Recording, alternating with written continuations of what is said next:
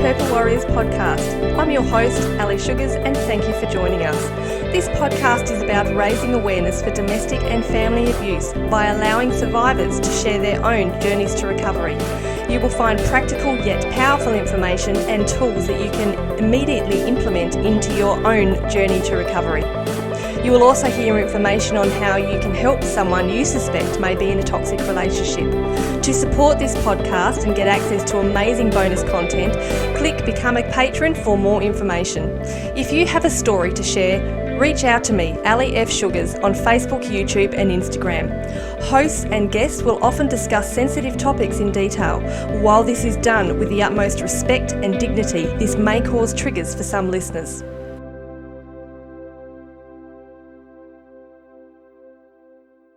Hey everyone, welcome to this episode of the Purple Warriors podcast, and as per usual we have an amazing guest lined up for you.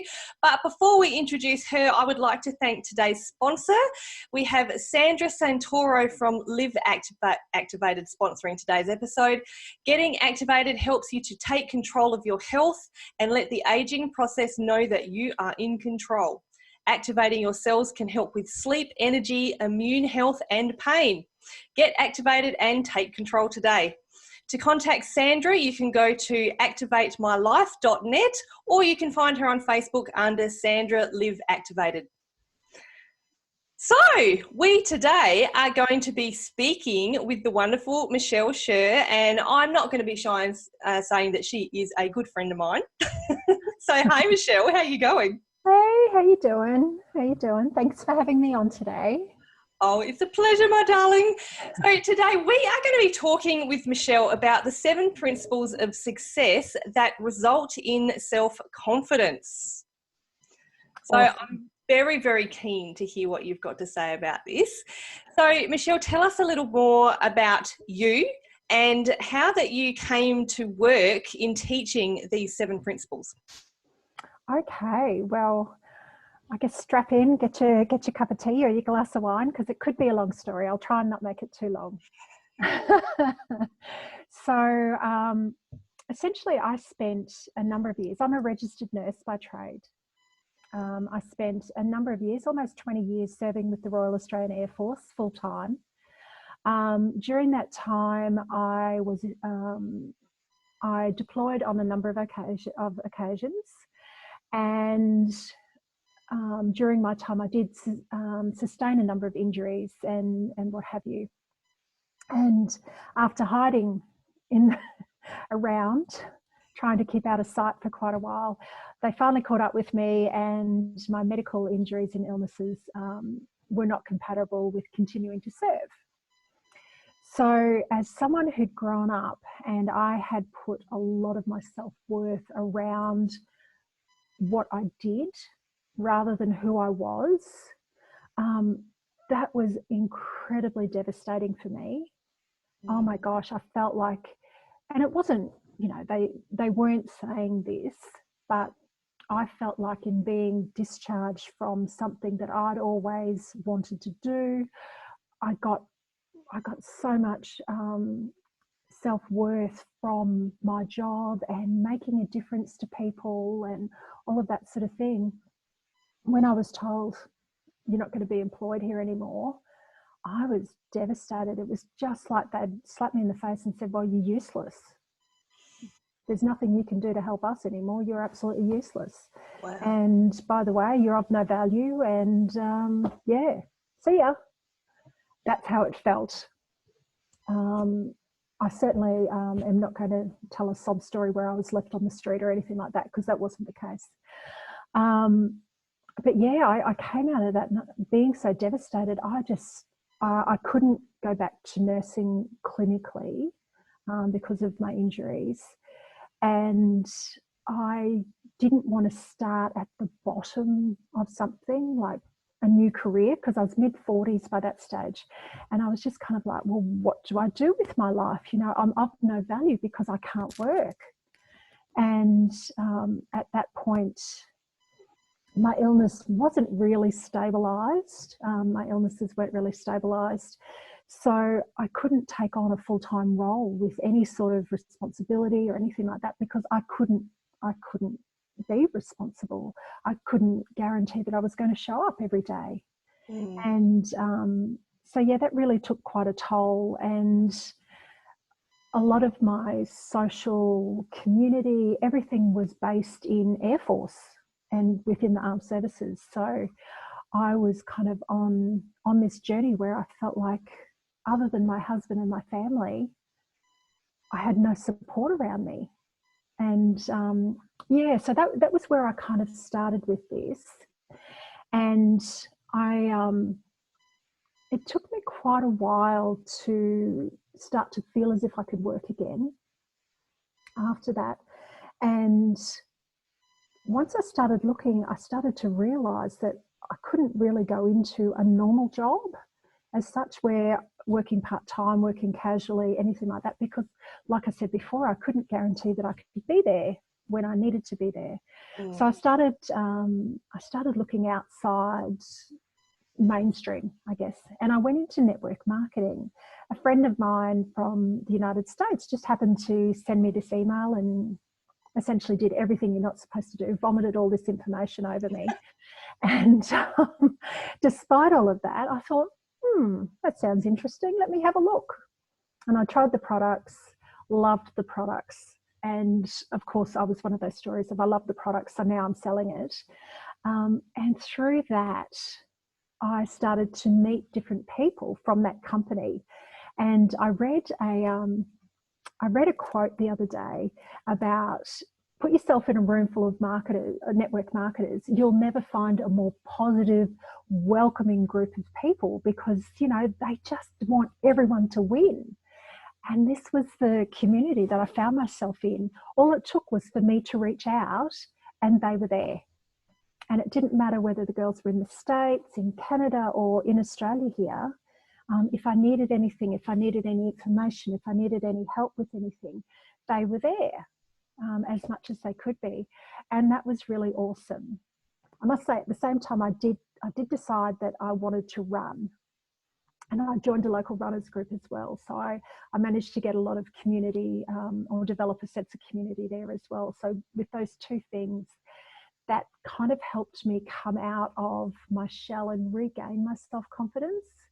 Because I think if you asked anyone that I went to school with and said to them, "Oh, Michele, she's not a very confident person," they would have just got, like, their mouths would have hit the ground going, "Are we talking about the same person?"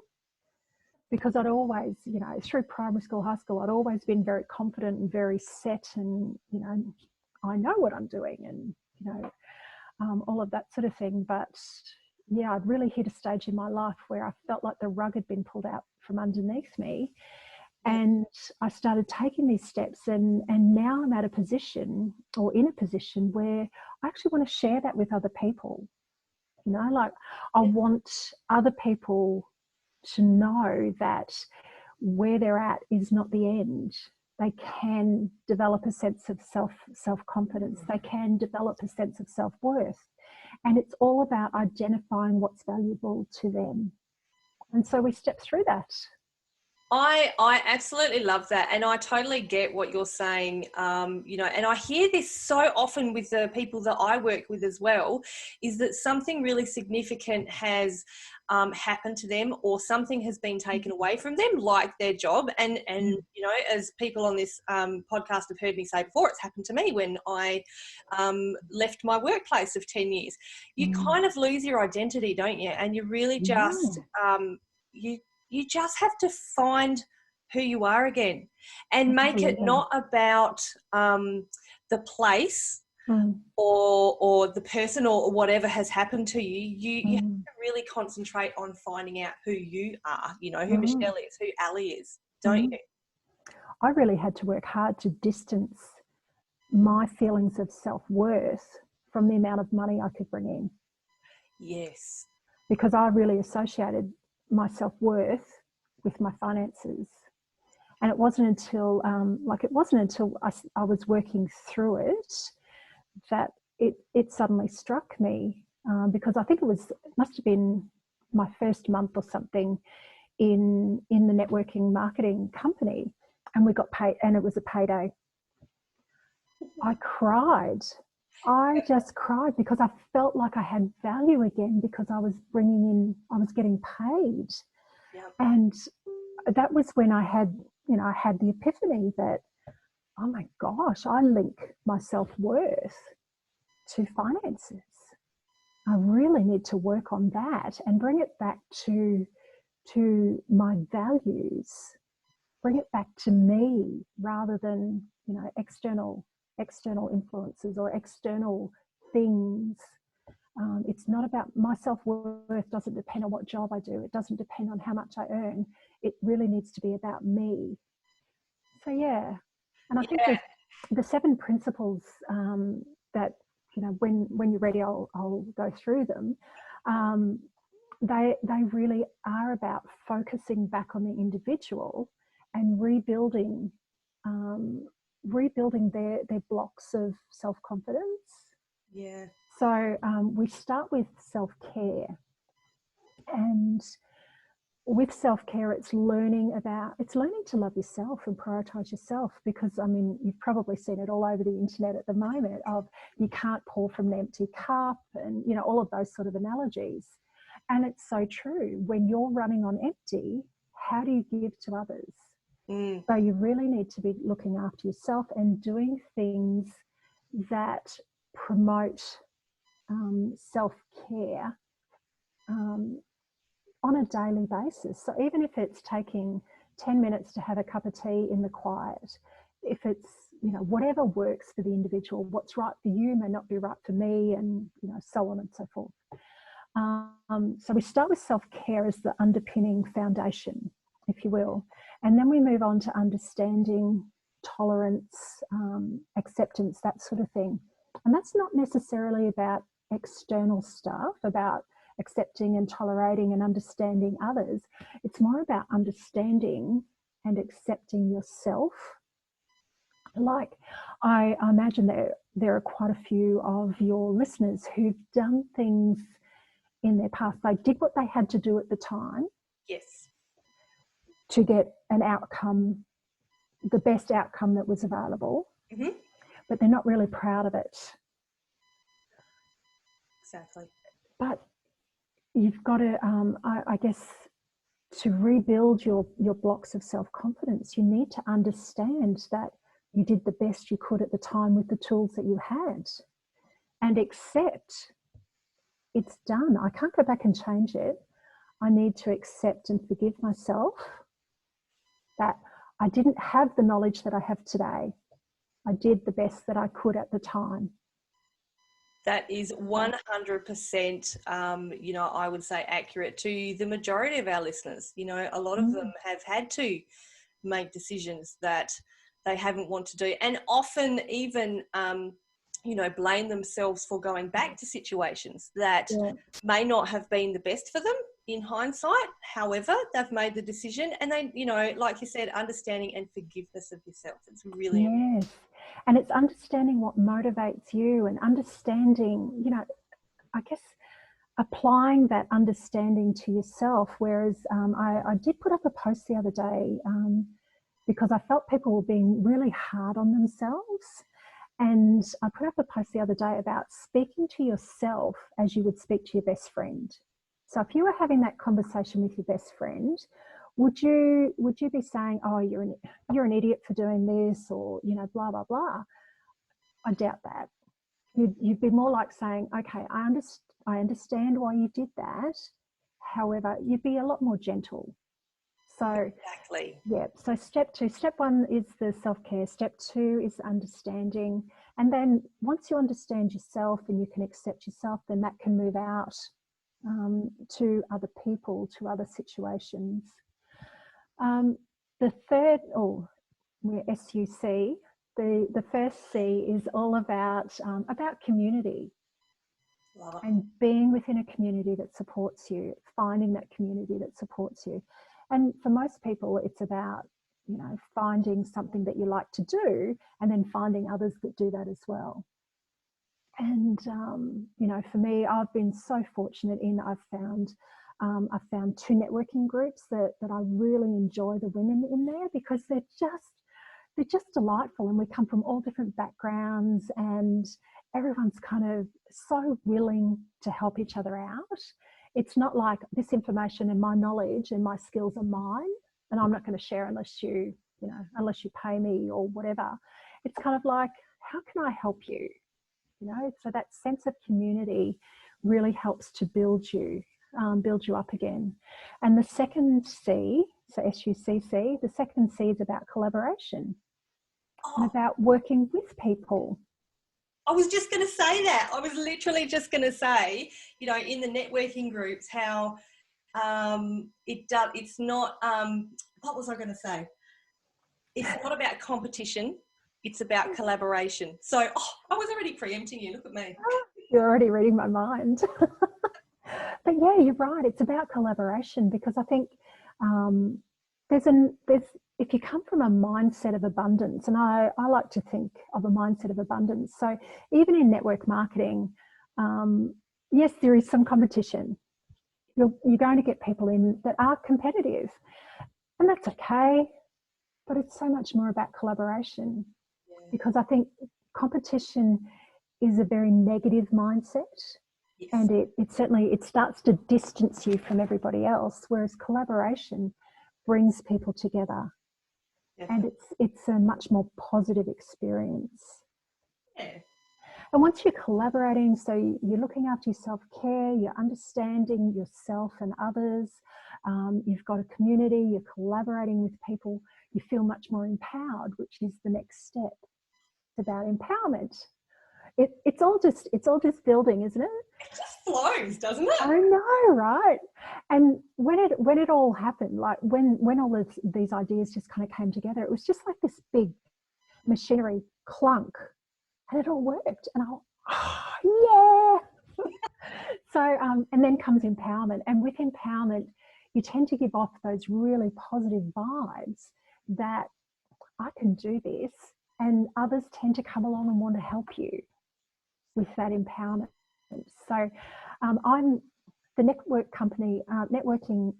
marketing company that I got into is very much built upon empowering women.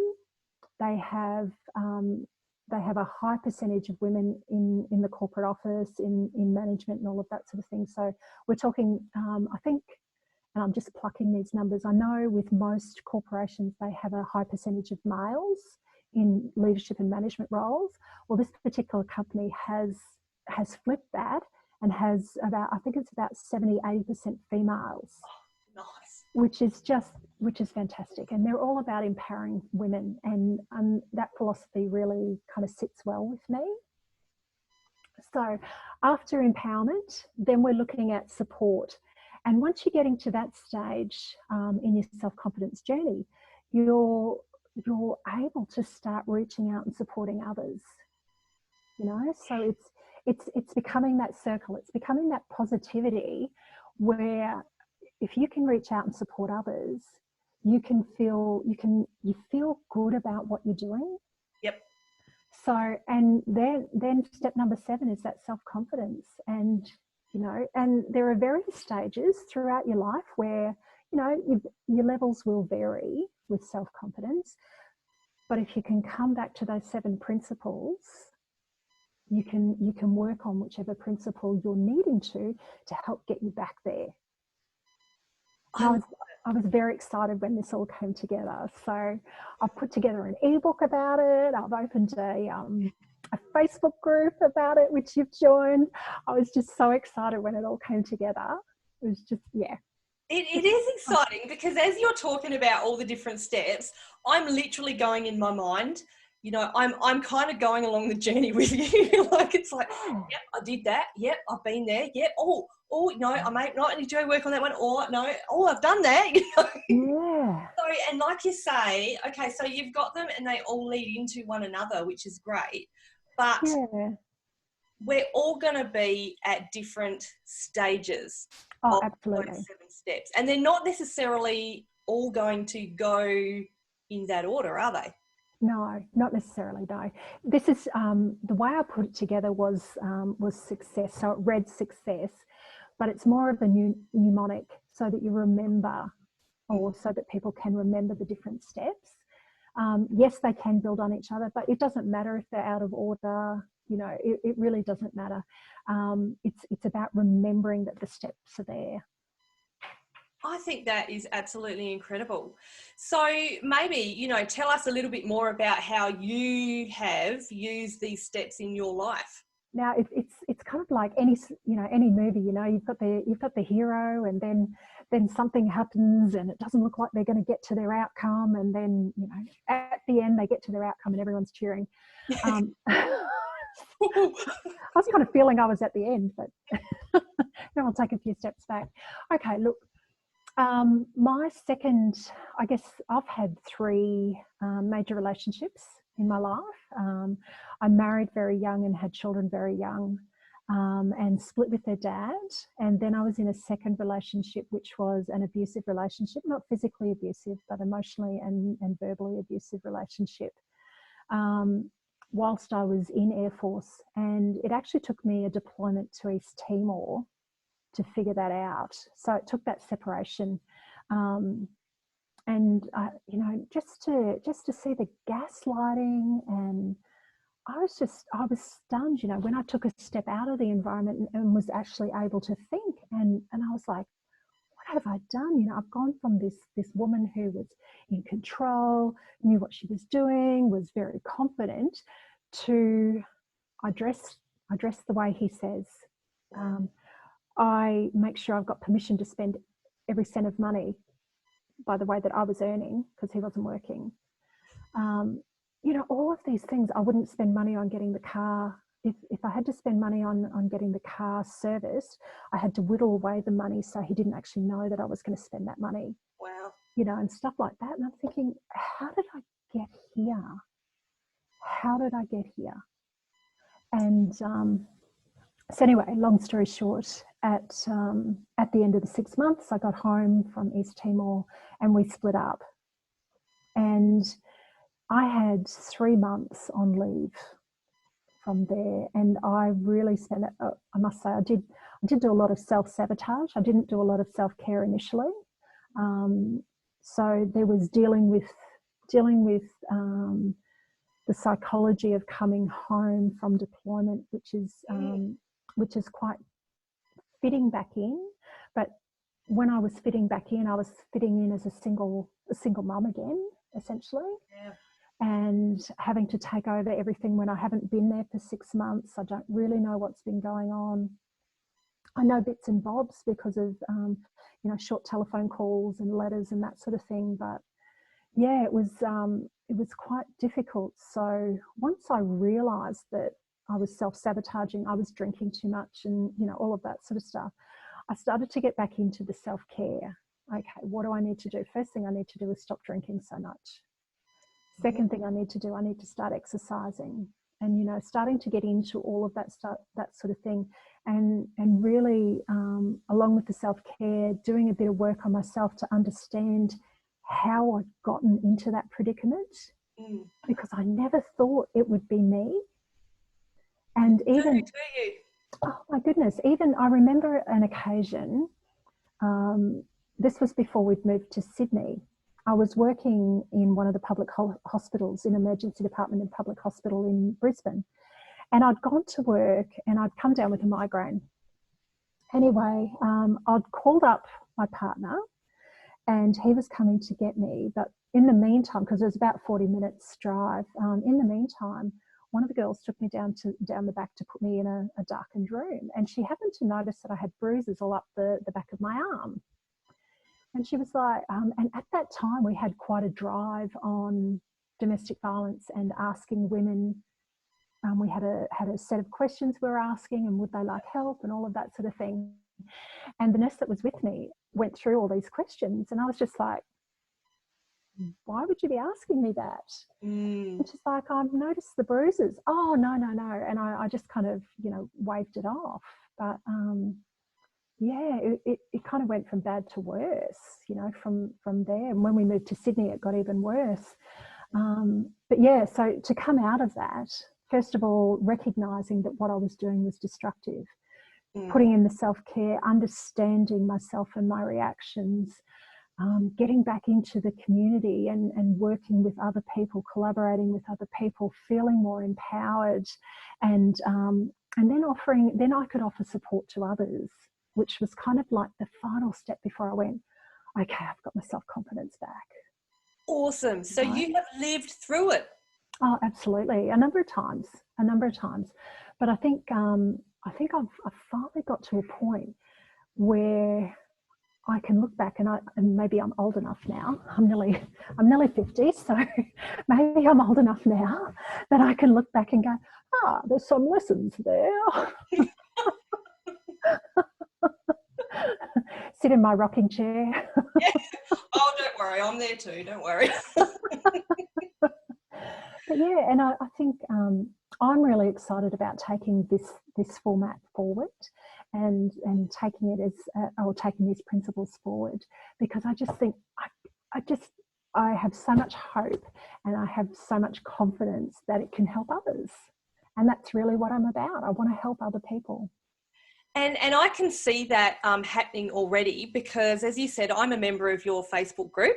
Tell us a little bit about that and how that's working at the moment.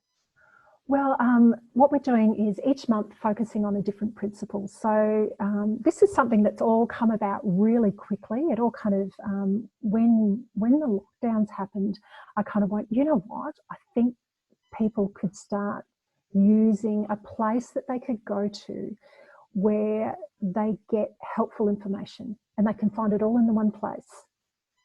And so we opened it up and invited people, and all of that sort of thing. Mind you, got locked in Facebook jail for a week when I first started it, because I'm just like, everyone should have it. I'm inviting away. And Facebook went, no, you don't. No, you don't. That's a good reason to be put in Facebook jail, is because you're too keen. I was so excited. And so anyway, excuse me, that was a little problem. But anyway, we overcame the hurdle. And so each month we're going through one of the principles. And at this month we're talking about self-care. So for a lot of the people in the group, there's a variety of people in the group. So there are mums with young kids, mums with teenagers and teenagers and older kids. There are grandmas in the group. There are women in the group that have never had children. So there are women who work outside the home or now work inside the home. There are stay-at-home mums. There are network marketers. There are, all sorts of people are in the group, and all coming together to help each other out and support with tips, working from home tips. So I've had a number of women that were working from home already. Okay, what are your top 10 tips? How can we do this with children around? Have you got your tips about, how do you manage it when you've got toddlers around? A few people were out, okay, we're having to school the kids at home now. How do I work and school kids? One of the girls has 3 kids, all in different grades. And she's like, how do I do this? How do I split myself between 3? So I've kind of been talking to mums who have experience with the traditional homeschooling versus formal schooling, and seeing how they're doing it and trying to bring their experience into it, and trying to get people to really lean on each other and provide support for each other. So at the moment, I'm each week I ask about people's self-care goals and what they're up to, and how they went last week, and have they got particular goals, and we help keep each other accountable for what's happening during the week. And if we can identify something that's needed, I'll try and source it, because I really want the people in the group to feel like, okay, I can come here, I can vent, I've got people checking up on me. I feel part of a community that wants the best for me, and that's really what I'm after, or what I'm trying to achieve. And I do know you're doing it really well, because, as you said, there are so many different age groups in there, and there's so many different, scenarios going on. I know there's another lady in there who works with people who are over 40, Yes. So there's so much. It's a wealth of resources, is what I'm trying to say. Oh, absolutely, absolutely. The amount. So we've got coaches, we've got people who are financial advisors, money coaches, life coaches. You know, all the different sorts of skill sets. Emotional intelligence coaches. It's just all the different skill sets that are there and willing to say, hey, I've got this going on. How can I help you?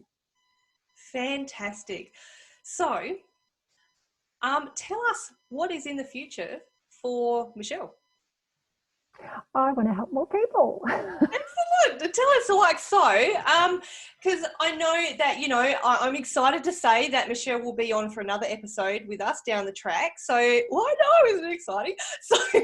So just tell us a little bit, maybe a little bit, is where you're leading with all this. Don't spoil the big surprise though. Okay. One of the things I have really enjoyed in my life, and it was my last job when I was in Air Force, was running a course for my peers. And it was a promotion course in Air Force, but it was identifying, okay, as you're coming into this rank, what is it that you need to know? What would set you off really, really well in your job at starting at this rank? So it's not about them learning their specialisation as such or their job as such, but it's learning all the extra bits, the man management, all of that sort of thing was where I was focused. All the things that were topical in Air Force at the time that they needed to know, and the things that they started to need to think about, like widening their eyes and really extending their horizons. And I'm wanting to do that with network marketing as well. So I'm looking at, and I'm actually starting next week to build a course for beginner network marketers. And it won't be product or service based specific. It'll be for new people coming in and how to use social media marketing to really get them established. So the traditional methods of network marketing don't tend to go down terribly well in Australia. Australians tend to have a very standoffish view of network marketers. Still people out there will be saying it's a scam, it's a pyramid scheme, it's this, it's that, and it's not. It's actually a valid business model, as recognised by a lot of the business coaches. Yeah. So, and I think with with what's happening in the world at the moment, we've got this push to online marketing and online stores and all of that sort of thing. And I really think that it's something that network marketers could do as well. Obviously, it's a relationship business, so it can't all be done online. There has to be some contact of some sort. Even if it's just talking via direct message or telephone or Zoom, like we're doing at the moment, there has to be some sort of personal contact. It's not just putting messages out there. Yeah. But yeah, I'm developing a course for brand new network marketers that will help them transition to online digital marketing or online network marketing. Oh, that is incredible. And I know that, that's going to be something that people are going to use.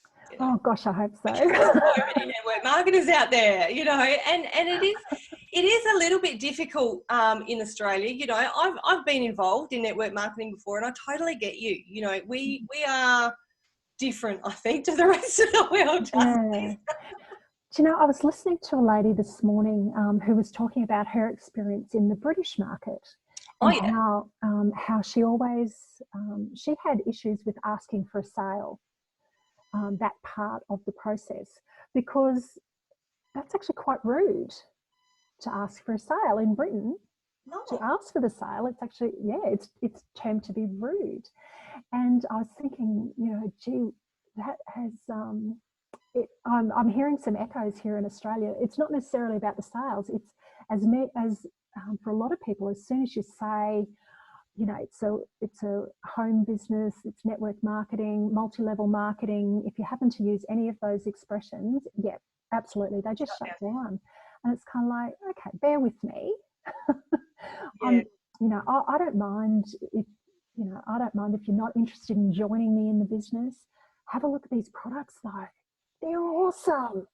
You know, like and I think we just need to do it differently. I think what we've done in the past, my opinion anyway, is that it only works for so few people that I think there's more that we can do, and we can update our methods, and I think we can achieve better things and give network marketing a better name and reputation by not being those salesy people, by not being the get a sale at all costs, get business partners at all costs. You know, I don't like that model, and it never felt good to me. So I'm hoping to offer people an alternative. Well, I think you certainly have got an alternative there, because, you know, I know that you're certainly thinking outside the box. You know, your 7 principles all fit really well together, and I'm excited to see what's coming. So, for now, as I said, we won't go too much into it because we're going to save that for the next fun episode. However, if people would like to join your Facebook group or maybe get a hold of your ebook, how can they do that? Well, the ebook's actually available in the Facebook group. So the Facebook group is Self-Confidence and Success with Michele Scherr. And if you don't mind, I'll get you to put a link in the show notes. Of course. Thank you. So yeah, just come on in and hit the join button. There's a few questions to answer, as with any time you join a private group.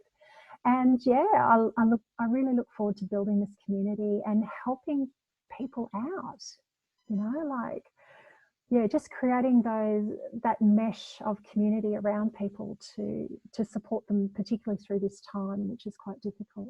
Which is awesome. And I can say from experience that you're certainly doing that. You're doing an excellent job, because I am a member of the group.